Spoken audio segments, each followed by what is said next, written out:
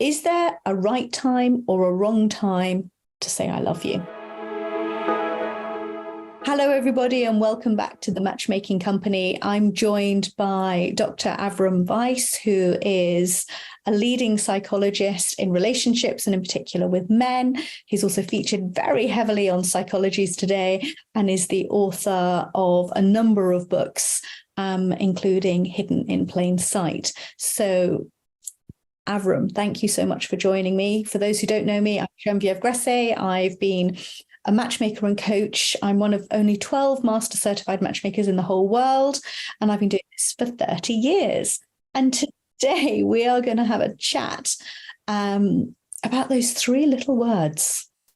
And I recently read one of your articles, Avrum, about I love you. And I want to take this into different areas because I love you is one of those things that's either really easy for people to say or really hard for them to say. What's the most surprising thing that you found with the words I love you? Where I always start with this is the old, and I actually don't even know if it's true, the idea that Eskimos have like 20 different words for snow, because snow is such a big part of their life that just to have one word. Well, we only have one word for all the range of feelings in intimate relationships. And so the starting point is sort of like it's inadequate. So I would say I love ice cream. How can I use the same word for ice cream that I do for my wife? So that's starting. It would be helpful if we could sort of differentiate, if we had other language. And I think that's part of why people are resistant to use the word, because what does it mean when you use the word? What are you referring to? When I love that analogy, I love ice cream, I love chocolate, I love holidays.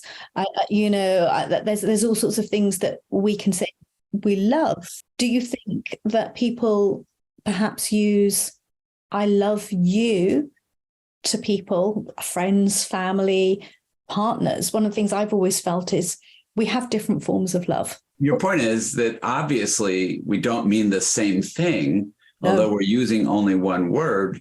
When a parent says, I love you to their child, that's clearly a different experience than when an adult says to their partner, I love you. We're clearly referring to everybody understands those are different experiences. Singles who are starting to date and they're hearing this word and they're not necessarily comfortable. They perhaps don't even know if they want to reciprocate saying it back, and how I love you, if said too soon or or not soon enough, can make or break a couple early on in their relationship.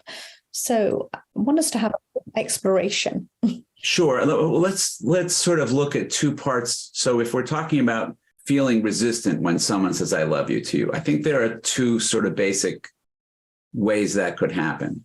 And one is a little sadder than the other. One is just your antenna are accurately picking up that that's not what's happening yet, that somebody is saying those words, but you don't feel that yet. I don't think that means they do and you don't. I think that means they wish they did, and they're saying they do, even though they don't yet, because they're so eager for it to be true. Then that's one kind of sort of pushback, which is like, yeah, I don't think we're there yet. That does not match my experience. That would be category A. So let's just take that. Yeah. Let's just take category A. So if someone has said that to you, how would you expect somebody to respond in that case? Because if I wasn't feeling it, I'd be saying, thank you, but actually I want to be really authentic with you. Yeah. I'm not there yet. I'm not quite there. And is that okay to be saying that to somebody when dating? Or is that just going to kill that relationship off completely? Well, if it killed the relationship altogether, then I think you dodged a bullet. Okay. I agree. I agree. Yeah. All right. So I wouldn't worry so much about that. That would be a good litmus test. So you said the words that we would most often say in our culture, and I'm going to suggest slightly different words. Your words were, I'm not there yet. My words would be, I don't think we're there yet. So I am somewhat confused by your saying that you feel like we're there, because that's not how it feels on my end. Let's each talk about what we're feeling and see if we can make sense of it. So if the person who says, I love you, talks about what they mean by that, and the person who thinks, I don't think we're there yet, they'll figure it out. They'll understand what's going on and why one person is calling it love and the other person is calling it something else. Do you think that actually people need to be a little bit more in tune with the other person and sense check how someone's feeling rather than just coming out with, I love you? No, I think you can say your feelings. I think you can say I love you, but I don't think it. So it's the same thing with a proposal. In all the movies, the man proposes and he's waiting with bated breath to see what she's going to say. Really? You're proposing marriage to someone and you don't even know if she wants to marry you? That seems insane to me. Like a proposal should be, we both know we're getting married and I'm going to do the whole romantic thing because we're both going to really enjoy that. But it shouldn't be an open question in my mind, the answer. And if I'm proposing and I don't know the answer, then like you say, I'm not really paying much attention to the other person. So when I say I love you to someone, I think I should already know that they love me too. I think it should be an unspoken truth that we both know.